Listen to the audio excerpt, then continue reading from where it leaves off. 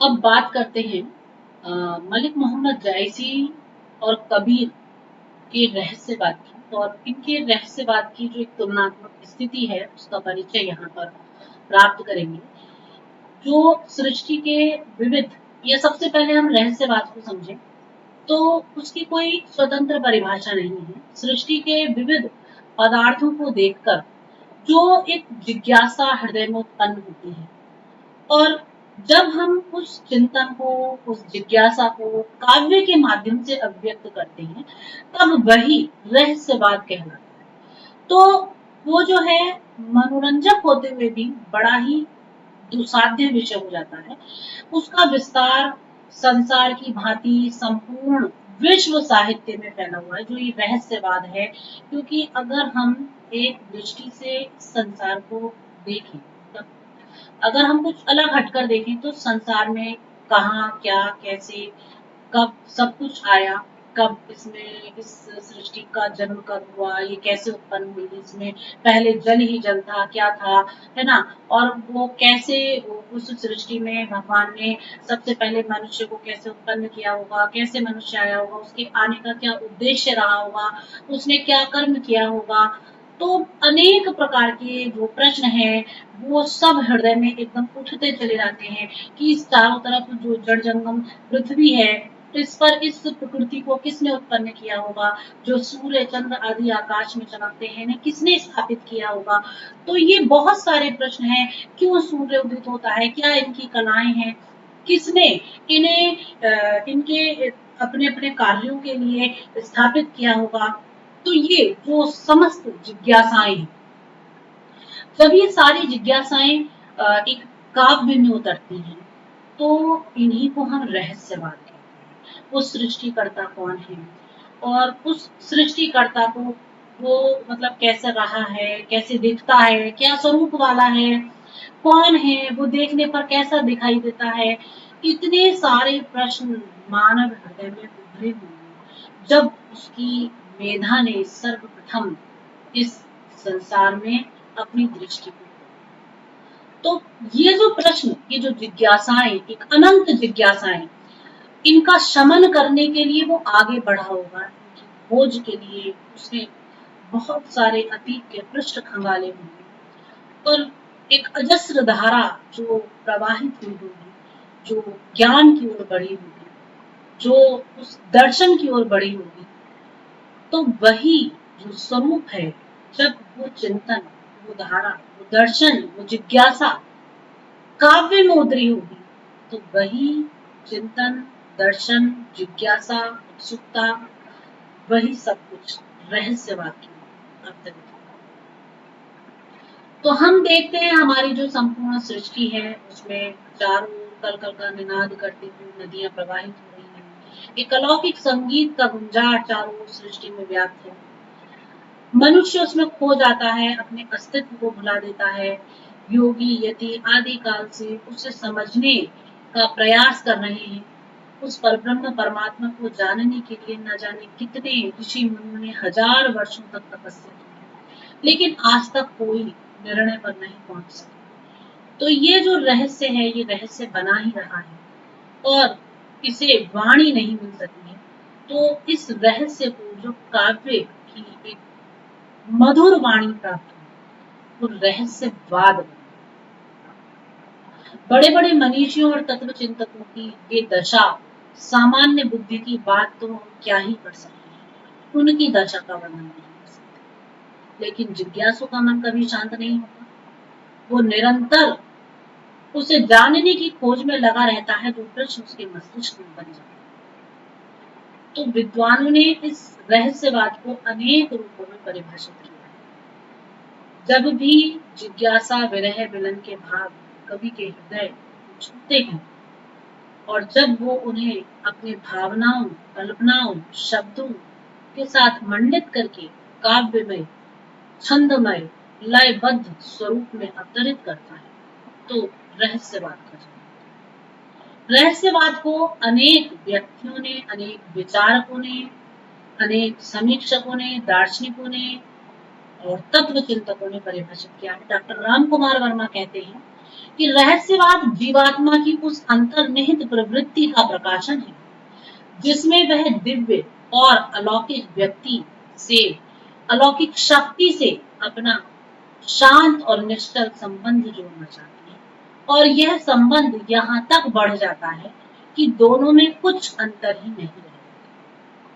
एक स्थान पर गंगा प्रसाद पांडे जी रहस्यवाद को अभिव्यक्त करते हुए कहते हैं कि रहस्यवाद हृदय की वह दिव्य अनुभूति है जिसके भावावेश में प्राणी अपने समीप और पार्थिव स्थिति से उस असीम एवं स्वर्गिक जो महा अस्तित्व है उसके साथ एकात्मकता का अनुभव करना। तो इन परिभाषाओं में उस परब्रह्म परमात्मा स्वरूप के साथ एकात्मकता को भी रहस्यवाद कहा है। और इधर जो रामचंद्र शुक्ल जी हैं वो तो बड़े ही सरल शब्दों में एक पंक्ति में कह देते हैं कि साधना के क्षेत्र में जो अद्वैतवाद है, काव्य के क्षेत्र में उसी को रहस्यवाद कहा जाता है। तो यहाँ पर रहस्यवाद को अनेक जो विचारक हैं उन्होंने परिभाषित किया है। रहस्यवाद और भौतिकवाद जगत और उसकी परिस्थितियों की विषमताओं के मूल में विद्यमान जो एकात्मकता की अनुभूति है उसे ही हम रहस्यवाद के रूप में देखते हैं, जिसके कारण पूर्णता का अनुभव और अनंत मुक्ति आनंद की उपलब्धि होती है। यह धारणा कोई नई नहीं है। रहस्यवाद का जो स्वरूप है वो हमें वेदों में मिलता है, उपनिषदों में मिलता है। हमारे विद्वानों ने उसको निरंतर खोजा है, उस पर निरंतर प्रयास किए। तो ये जो रहस्यवाद का स्वरूप है ये हमें अलग अलग रूपों में अलग अलग विचारकों के मतों में प्राप्त होता है। एक स्थल पर डॉक्टर मुंशी राम शर्मा जी कहते हैं कि रहस्यवाद साहित्यिक धारणाओं और मान्यताओं के अनुसार उस मना प्रवृत्ति का प्रकाशन है जो अव्यक्त और सर्वव्यापी ब्रह्मवाद से परिचित होने के लिए प्रयास करती है। वह प्रवृत्ति मन का गुण है।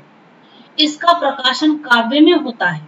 यह प्रयास जिस भाव साधना के सोपानों के से अग्रसर होता है वह एक उच्च स्तर की मानसिक स्थिति होती है। यह स्थिति साधारण जन के लिए रहस्यवाद। तो यहाँ पर रहस्यवाद को अनेक रूपों में परिभाषित किया है विचारकों ने, और एक वाक्य में इस बात को कहना चाहेंगे कि जो आत्मा और परमात्मा का एक सीधा संबंध है, जब वह काव्यमयी भाषा में अभिव्यक्त होता है तो उसे हम साहित्य में रहस्यवाद के नाम से जानते हैं। इस रहस्यवाद में अद्वैतवाद की भावना काम करती है। यहाँ पर अहम ब्रह्मास्मि तथा सर्वम खल्लविदं ब्रह्म की अभिव्यक्ति ही रहस्यवाद का एकमात्र आधार होती है। अर्थात ब्रह्म और जीव तथा ब्रह्म और जगत की जो एकता है वह रहस्यवाद के दो छोर है। इसी तथ्य को तत्व चिंतकों ने, काव्य मनीषियों ने अनेक प्रकार की दिशाएं, विविध रूप देने का प्रयास किया है। अद्वैतवाद के जो दोनों पक्ष हैं वो मिलकर सर्ववाद की प्रतिष्ठा करते हैं। तो भारतीय संतों, भक्तों ने, कवियों ने अपनी साधना के लिए पहले पक्ष के लिए अधिक महत्व दिया है, परंतु दूसरे पक्ष की अनुभूति के बिना उसकी व्यापक भावना को पूर्णता भी प्राप्त नहीं होती। तो दोनों ही पक्षों को स्वीकार करना पड़ता है। प्रकृति को प्रत्येक विभूतियों के रूप में, संसार के प्रत्येक कोमल और कठोर, प्रीतिकर और भयंकर कार्य व्यापार में उन्हें इस अव्यक्त और परोक्ष सत्ता का आभास प्राप्त होता है। तो यहाँ पर हम देखते हैं कि जो रहस्यवाद है उसको आचार्य शुक्ल ने दो रूपों में अभिव्यक्त किया। एक है साधनात्मक और दूसरा है भावात्मक। उसको कहीं पर ज्ञानमूलक और भावमूलक भी कहा गया है। तो जो आचार्य शुक्ल हैं वो रहस्यवाद के दो भेद बताए हैं, साधनात्मक रहस्यवाद और भावात्मक रहस्यवाद। दोनों का अलग अलग स्वरूपों में विवेचन भी उन्होंने किया है। तो जो भावनात्मक रहस्यवाद है और साधनात्मक रहस्यवाद है उसको अलग अलग रूपों में परिभाषित किया गया है। जिस रहस्यवाद का आधार योग है वह साधनात्मक रहस्यवाद है और किसी को ज्ञानात्मक कहा गया होगा। और जिसका आधार भक्ति या सूफी प्रेम सिद्धांत है वह भावात्मक रहस्यवाद है, यानी कि भावना मूलक रहस्यवाद है। तो साधनात्मक ज्ञान मूलक है और भावात्मक भाव। तो साधनात्मक रहस्यवाद के अंतर्गत जो योग के अप्राकृतिक और जटिल आसन है, कर्म है, कांड है, तप है, काया कष्ट है, ये सब निहित है। और जो बरबस इंद्रियों का दमन है, ये सब इस साधनात्मक रहस्यवाद का ही एक अंग है। और इस प्रकार जो साधक है वह मन को अपने अव्यक्त जो तत्व हैं उनका साक्षात्कार तथा उनके प्रति अलौकिक सिद्धियां प्राप्त करता हुआ परब्रह्म परमात्मा के निकट पहुंचने का प्रयत्न करता है। और तंत्र और रसायन भी साधनात्मक रहस्यवाद के अंतर्गत ही आते हैं, जो कि अलग अलग रूपों में जो है शास्त्रों में जिनका ज्ञान प्राप्त होता है, व्यापक ज्ञान की प्राप्ति होती है। तो यदि हम इस दृष्टि से देखें तो जो कबीरदास जी हैं उनका रहस्यवाद ज्ञान मूलक रहस्यवाद कहलाता है। भावनात्मक रहस्यवाद की अगर देखें तो बहुत श्रेणियां देखने के लिए मिलती हैं। किसी एक रहस्य भावना को आधार मानकर भक्त जो है वो सरल और मधुर भाव से अपनी श्रद्धांजलि अपने आराध्य के प्रति, अपने इष्ट देव के प्रति अर्पित करता है। और भक्त और साधक में जो एक अगाध विश्वास है तथा एक आत्मसमर्पण की भावना है, वो दोनों में ही प्रबल रहती है। इस रहस्यवाद के अंतर्गत जो अद्वैत ब्रह्म है उसकी कल्पना की जाती है। तो इस अद्वैतवाद का प्रतिपादन जो हमें उपनिषदों में और भारतीय जो ज्ञान कांड है उन सब में, वेदों में, सभी में प्राप्त होता है। तो ये जो अद्वैतवाद की भावना है ये कभी कल्पना या की भावना नहीं बल्कि एक दार्शनिक सिद्धांत है। लेकिन जब यही तत्व चिंतन और ये बुद्धि का प्रयास काव्य में आया है तो रहस्यवाद के रूप में जाना गया है। और गीता के 10वें अध्याय में सर्ववाद का जो अद्वैतवाद का विकसित रूप है वह भी भावात्मक प्रणाली पर निरूपित है। और वहां भगवान ने विभूतियों का जो वर्णन किया है वह अत्यधिक रहस्यपूर्ण है। सर्ववाद को लेकर एक भक्त की मनोवृत्ति रहस्योन्मुख होगी तब वह अपने को जगत के नाना रूपों के सहारे उस परोक्ष सत्ता की ओर ले जाता हुआ जान पड़ेगा।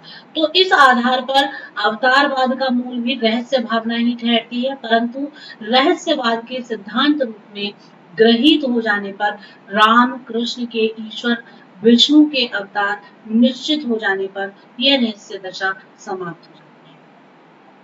हम देखते हैं कि जो भावनात्मक रहस्यवाद है वो जायसी जी के काव्य में मिलता है।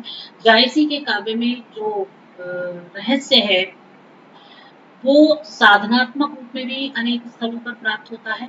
तो यहाँ पर जो बात हो रही है जायसी जी और कबीरदास जी के रहस्यवाद की एक तुलनात्मक स्थिति की, तो रामचंद्र जी का जो मत है, रामचंद्र शुक्ल जी का मत, वो सूफियों के लिए इस प्रकार है कि मुसलमानी जमाने में सूफियों की देखा देखी इस भाव की ओर कृष्ण भक्ति शाखा के कुछ भक्त प्रवृत्त हुए। और इनमें मुख्य मीराबाई थी जो लोक लाज खोकर अपने प्रियतम श्री कृष्ण के प्रेम में मतवाली रहा करती थी। उन्होंने एक बार कहा था कि कृष्ण को छोड़ पुरुष है कौन, सारे जीव स्त्री रूप है। तो इस रूप में जो सूफियों में जो रहस्यवाद के दर्शन है वो कहीं ना कहीं भारतीय संस्कृति में भी विलीन होते हुए दिखाई देते हैं। तो सूफियों के प्रभाव से जो संत कवि हैं, भक्त कवि हैं, वो आगे चलकर आगे तक काफी प्रभावित रहे हैं।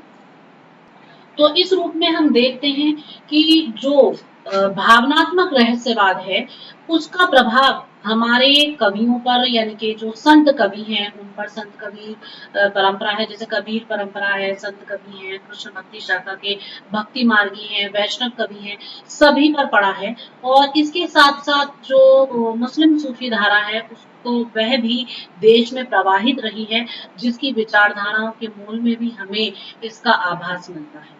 तो यज्ञदत्त शर्मा जी ने जो जायसी जी का रहस्यवाद है, जायसी साहित्य सिद्धांत में इस बात को स्पष्ट किया है। उनका वक्तव्य मैं यहाँ पर बोलूंगी। वो कहते हैं कि साधनात्मक रहस्यवाद का संबंध ज्ञान निर्मित, ज्ञान मिश्रित हठ योगी भावना और ब्रह्म की कल्पना से है। हठ योगी तंत्र, रसायन इत्यादि की बातें भी साधारण मस्तिष्क के लिए रहस्य की बातें हैं। और साधक अपनी साधना के चमत्कार से कुछ विशेष बातें प्रदर्शित करता है तो वह जनता के लिए रहस्य का विषय हो जाती है। इन सब का वर्णन और फिर कल्पनात्मक वर्णन, बस यही साधनात्मक रहस्यवाद का विषय है। कबीर ने भारतीय ज्ञान विचारावली अर्थात वेदांत और सूफी प्रेम का सम्मिश्रण करके जिस रहस्यवाद की सृष्टि की, उसे हम अधिक बल के साथ साधनात्मक रहस्यवाद के रूप में या ज्ञान मूलक रहस्यवाद के रूप में कह सकते हैं। और इंगला पिंगला सुषुम्ना नाड़ी और शरीर के भीतरी चक्रों की चर्चा इस रहस्यवाद की धारा में हमें प्राप्त होती है। इस विचारधारा में ईश्वर को केवल मन के अंदर खोजने की भावना रहती है। और आगे चलकर यदत्त शर्मा जी फिर कहते हैं कि भारतीय भक्त इस काल में ईश्वर की खोज अपने मन में नहीं करते थे। भारत में अवतारवाद का प्रचार था और भक्त अपने उपास्य को दिल के एकांत कोने में प्रतिष्ठित न करके उसे बहिर्लोक में प्रतिष्ठित करते थे और इसी में भगवान का लोक रंजक स्वरूप निहित था। भारत में भावनात्मक रहस्यवाद तेजी से फैल रहा था। इसमें अद्वैत की झलक थी। वहां शायरी का तो प्रथम विषय ही यह बन गया था कि खलीफाओं की कड़ी धार्मिक शासन प्रणाली की कड़ियां सूफी फकीरों की मधुर वाणी ने छिन्न भिन्न कर डाली थी। जनता सूफियों के प्रेममय संगीत में बह निकली और प्राचीन जो रूढ़ियां हैं वो आपसे आप टूटकर बिखर गई। जब सूफी मुसलमान भारत में आए तो उन्होंने भारत के वेदांती लोगों से भेंट की और दोनों का विचार विमर्श हुआ और उसके फलस्वरूप से वे सभी प्रभावित हुए। हिंदू धर्म और मुसलमान धर्म दोनों अपनी विभिन्न शाखाओं में बह निकले। इन शाखाओं की मान्यताओं में कहीं मेल और कहीं बेमेल दोनों दृष्टियां देखने के लिए मिलती हैं। विचित्र बात तो जहां सामने तब आई जब बहुत से मुसलमानी शाखाओं की अपनी मान्यताएं और हिंदू धर्म की शाखाओं की अपनी मान्यताएं इतना मेल खा गई जितना मेल उन शाखाओं का अपने धर्म की अन्य शाखाओं से भी मेल था। इसके फलस्वरूप एक सामान्य भावना ने जन्म लिया। ये मान्यताएं न अकबर के दीन इलाही मजहब की मान्यताएं थी वरन ईश्वर भक्तों की भावनाएं थी जिनमें सरलता, मधुरता और कोमलता से सच्चाई के परखने की जिज्ञासा थी। यह भक्ति भावना थी। इसी सामान्य विचारधारा का प्रभाव हमें कबीर, जायसी, मीरा इत्यादि की कविताओं में प्राप्त होता है और इस सामान्य विचारधारा में वेदांत और सूफी मत का सामंजस्य हमें दिखाई देता है। अद्वैती रहस्यवाद का मूल सिद्धांत जहां से रस पाता है वह मतलब वह वही स्थान है। तो इसमें हम देखते हैं कि जो रहस्यवाद है वो कबीर का रहस्यवाद अपना अलग रहस्यवाद है और जायसी जी का रहस्यवाद अपना अलग रहस्यवाद है। एक का रहस्यवाद ज्ञान प्रधान है और दूसरे का भाव प्रधान है। लेकिन फिर भी दोनों की रहस्यवादी विचारधाराओं को लेकर के विद्वानों में बहुत अधिक मतभेद देखने के लिए मिलता है। एक स्थल पर एक दृष्टिकोण सामने आता है जिसमें कहा गया है कि रहस्यवादी कवियों में कबीर का जो आसन है वो सबसे ऊंचा है। शुद्ध रहस्यवाद केवल उन्हीं का है। प्रेमाख्यानक कवियों में जैसे कि जायसी आदि, इनका रहस्यवाद तो उनके प्रबंध के बीच में जगह जगह पर थेथली सा लगता है और प्रबंध के से अलग उसका कोई अभिप्राय ही नहीं रह जाता, वह नष्ट प्राय हो जाता। तो कबीर में जो कुछ रहस्यवाद है वह सर्वत्र एक भावुक या कवि का रहस्यवाद नहीं है। हिंदी के कवियों में यदि कहीं रमणीय और सुंदर अद्वैती रहस्यवाद है तो वह जायसी में है, जिनकी भावुकताओं और जिनकी जो भावुकता है वो बहुत ही उच्च कोटि की है। वे सूफियों की भक्ति भावना के अनुसार कहीं तो परमात्मा को प्रियतम के रूप में देख लेते हैं और कहीं जगत के नाना रूपों में उस प्रियतम के रूप माधुर्य की छाया देखते हैं। कहीं सारे प्राकृतिक रूपों में व्यापारों का पुरुष के समागम के हेतु प्रकृति के श्रृंगार, उत्कंठा या विरह विकलता के रूप में अनुभव करने लग जाते हैं।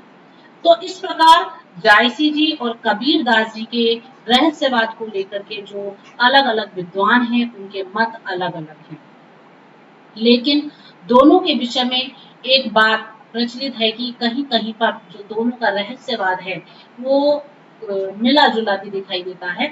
जायसी के साधनात्मक रहस्यवाद का उदाहरण मतलब वैसे जायसी का जी का जो रहस्यवाद है वो पूर्णतः भाव मूलक है, लेकिन उसमें भी साधनात्मकता के दर्शन हो जाते हैं।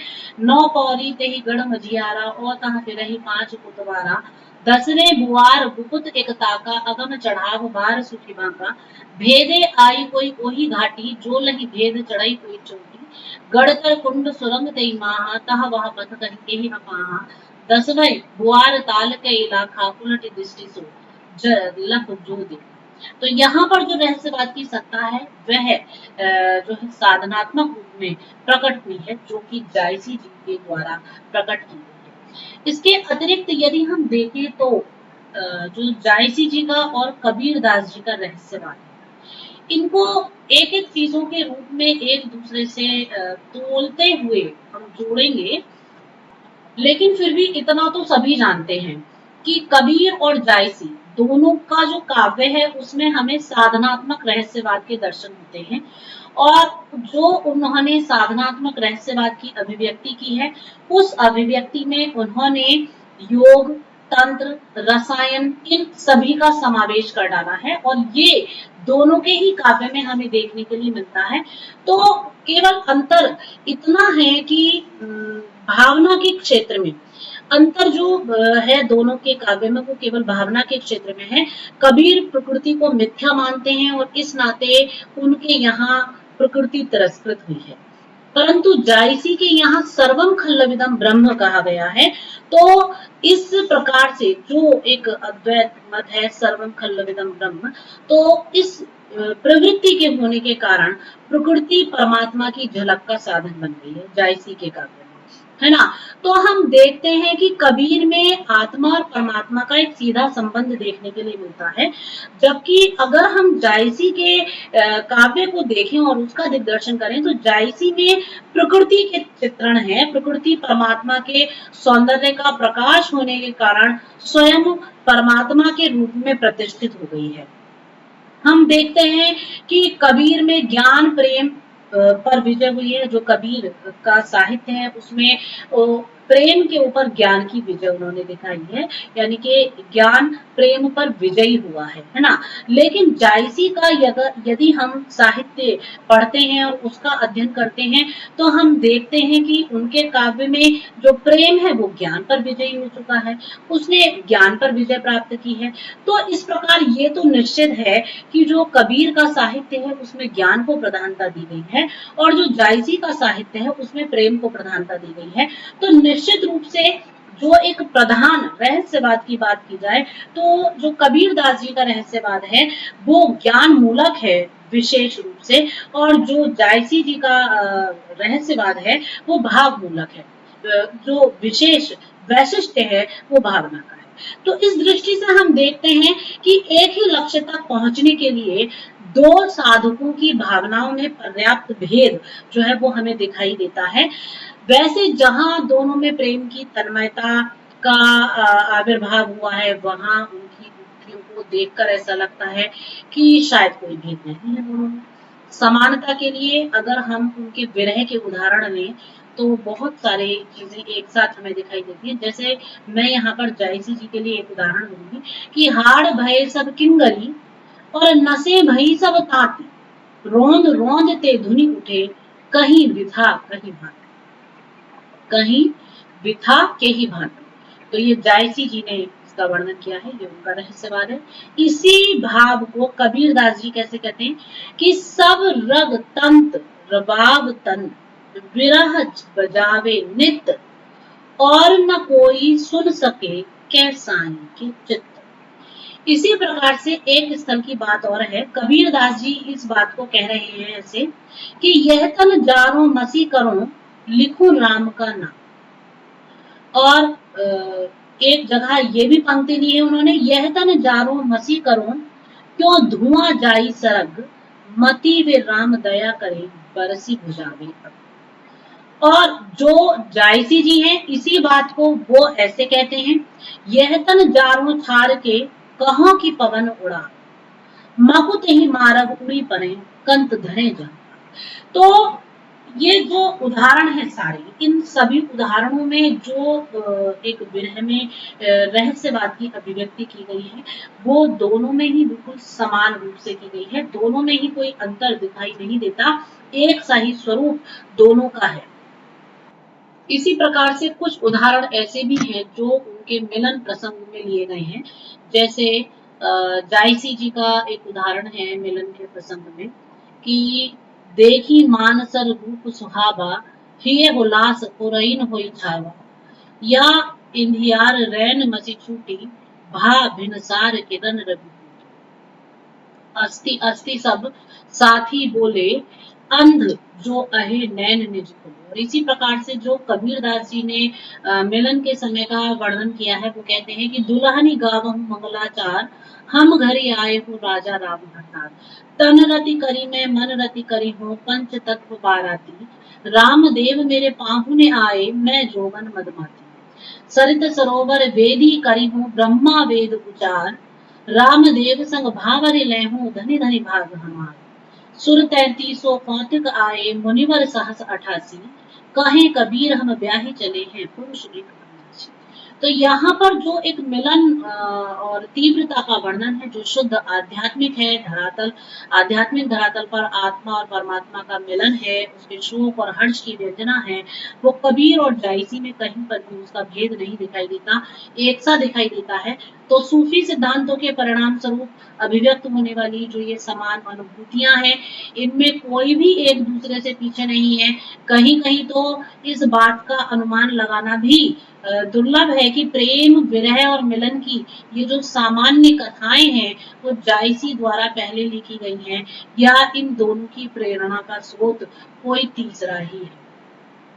तो इस रूप में हम देखते हैं कि जो जिज्ञासा है, प्रेम है, ज्ञान है और मिलन है, ये सब कबीर और जायसी दोनों के रहस्यवाद में मिलते हैं। प्रेम की, विरह की, मिलन की ये जो सामान्य अवस्थाएं हैं, ये दोनों के रहस्यवाद में मिलती हैं, और उसको सही से अलग अलग रूप में देख पाना भी मुश्किल हो जाता है। तो कबीर शंकर के मायावाद से प्रभावित है, उनकी दृष्टि में आत्मा परमात्मा वस्तुतः एक ही है, और माया के कारण ही दोनों में भिन्नता है। यदि माया का पर्दा बीच से हट जाए तो जीव और ब्रह्म पुनः मिलकर एकाकार हो जाते हैं, जैसे कि वो एक स्थल पर कहते भी हैं कि जल में कुंभ, कुंभ में जल है भार भीतर पानी, टूटा कुंभ जल जल ही समाना, यह तब कह गए हैं।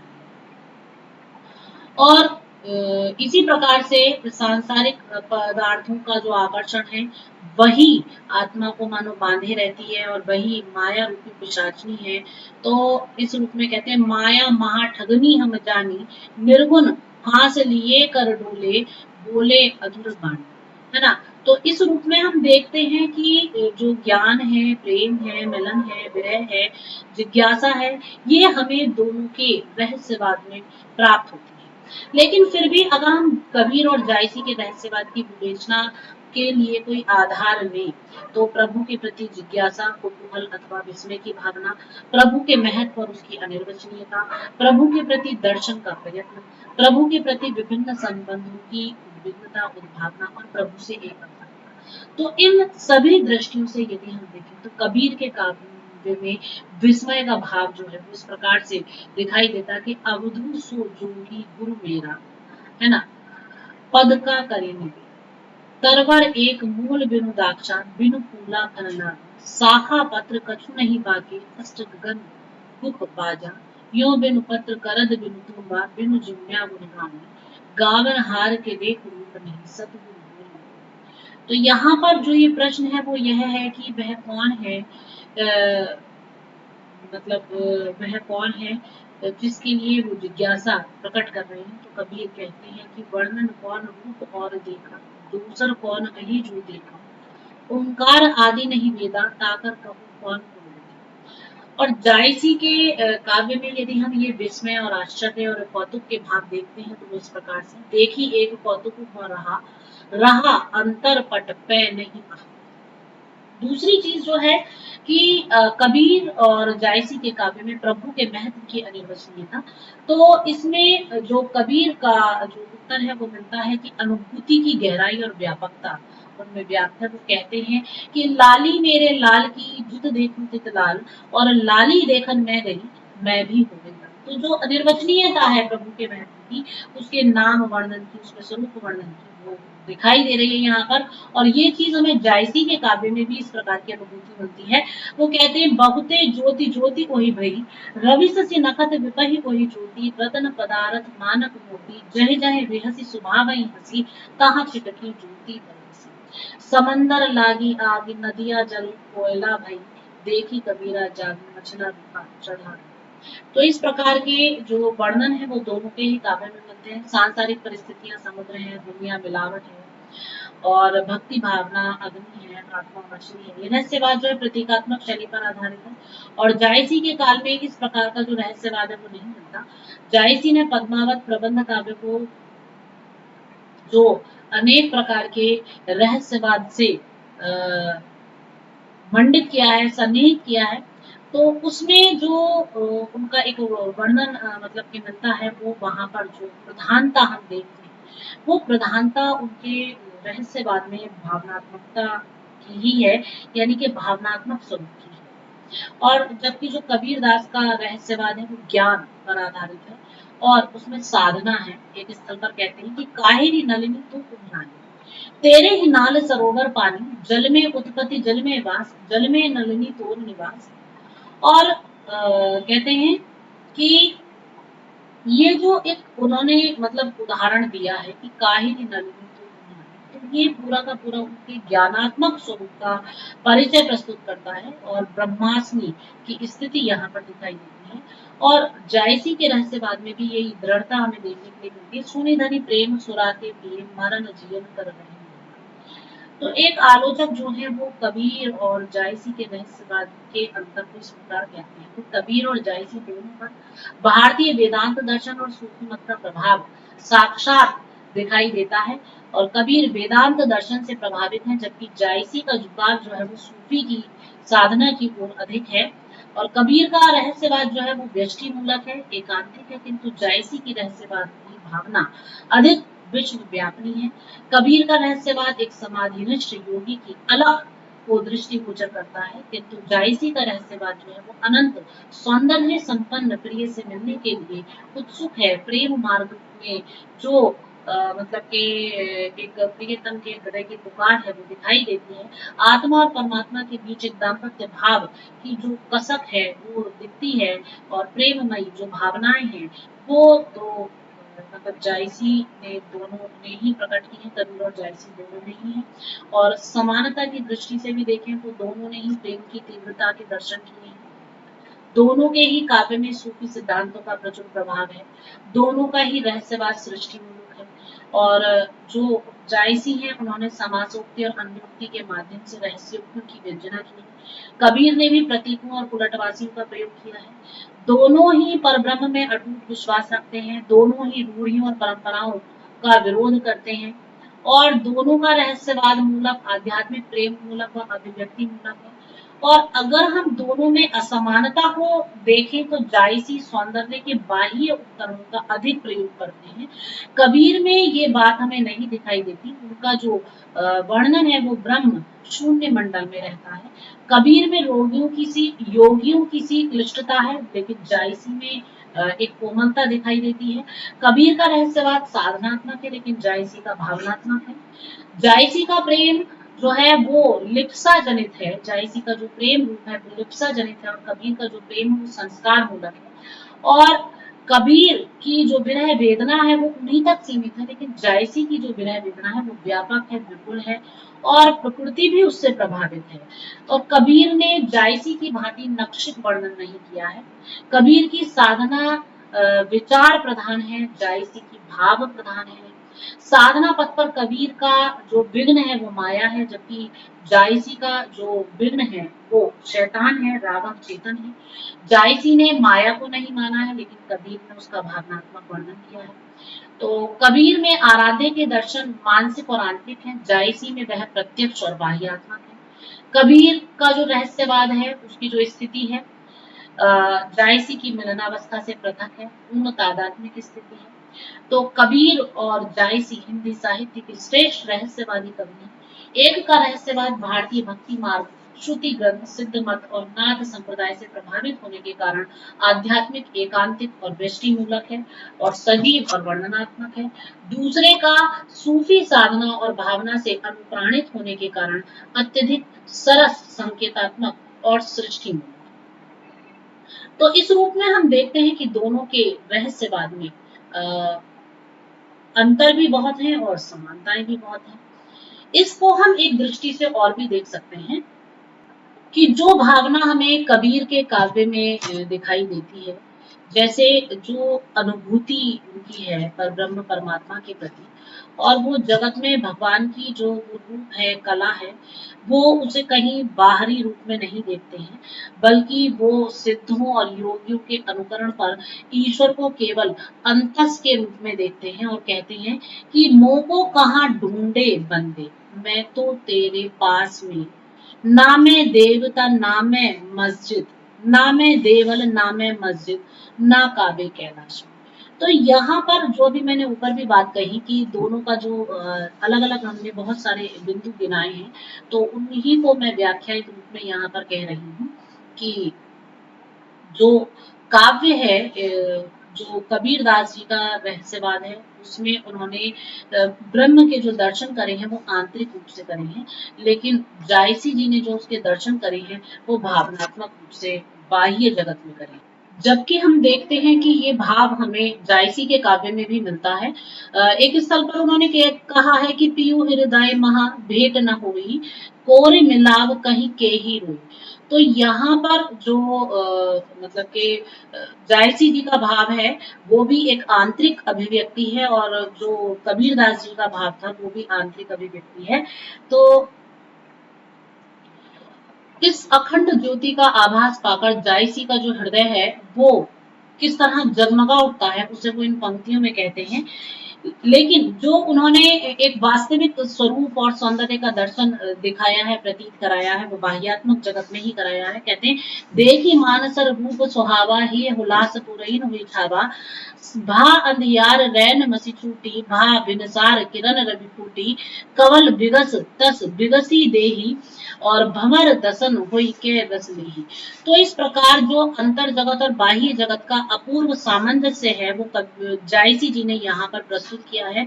बिंब प्रतिबिंब स्थिति यहाँ पर दिखाई देती है, और उस प्रेममय के प्रेम से संस्कृत प्रकृति किस प्रकार ओतप्रोत है, इसे वो अगली उदाहरण में देते हैं कि उन बानन अस को जो न मारा, बेदी रहा समरो संसारा, गगन नखत जो जाहि न गने, ते सब जान ओहि के हने, धरती बान बेदी सब राखो, साखी ठाड़ देही सब साखी, रोंद रोंद मानुष तन ठाणी, सूत ही सूत भेद कई खाने। तो यहाँ पर पृथ्वी, स्वर्ग, जीव और ईश्वर दोनों एक थे, न जाने किसने इतना भेद कर दिया है, धरती सरग मिले कुछ दो के नार के दीन विचिन। तो हम देखते हैं कि जो जायसी जी का रहस्यवाद है उसमें एक बाह्यात्मक स्वरूप में उस ब्रह्म के दर्शन उन्होंने कराए हैं, जबकि जो कबीर दास जी हैं उन्होंने उसको आंतरिक रूप में ही देखा है, बाह्य जगत में उसके दर्शन नहीं किए हैं। तो इस प्रकार से जो दोनों का रहस्यवाद है वो अपने आप में बहुत ही अतुलित है, सुंदर है, रमणीय है।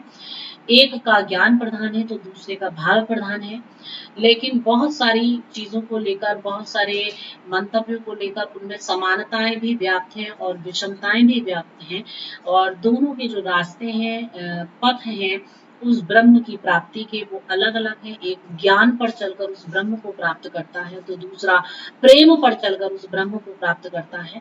तो इस रूप में जो दोनों का ये एक स्वरूप यहाँ पर प्रकट होता है दोनों का, वो बहुत ही सुंदर है।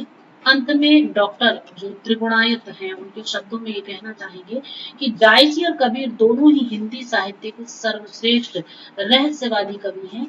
और एक का रहस्यवाद भारतीय भक्ति मार्ग और श्रुति ग्रंथ सिद्धमत और नाथ संप्रदाय से प्रभावित होने के कारण आध्यात्मिक एकांतिक दृष्टिमूलक सजीव और वर्णनात्मक है।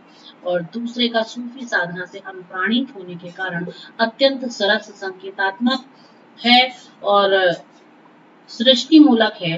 वह प्रेमाख्यान के सहारे अभिव्यक्ति करते हैं और उसी के नाते मधुर और नाटकीय भी हैं। तो मानवता के एकनिष्ठ पुजारी महाकवि कबीर की जो निम्न सुंदर आध्यात्मिक पद है वो है, जोगिया की नगरी बसे मति कोई, जोरे बसे सो जोगिया हुई। वही जोगिया के उलटे ज्ञाना, कारा चोला नहीं माना, प्रगट सुकन्या गुप्ताधारी, तामे मूल सजीवन भारी, वह जोगिया की युक्ति को बूझे, राम रमय से त्रिभुवन सूझे, अमृत बेली छन छन पीवे, अह कहे कबीर सो जुग जुग जीवे। तो इस प्रकार जो कबीर और जायसी का रहस्यवाद है वो वास्तव में अतुलित है और अपनी अपनी जगह दोनों में एक रमणीय और वैशिष्ट स्वरूप में है। धन्यवाद।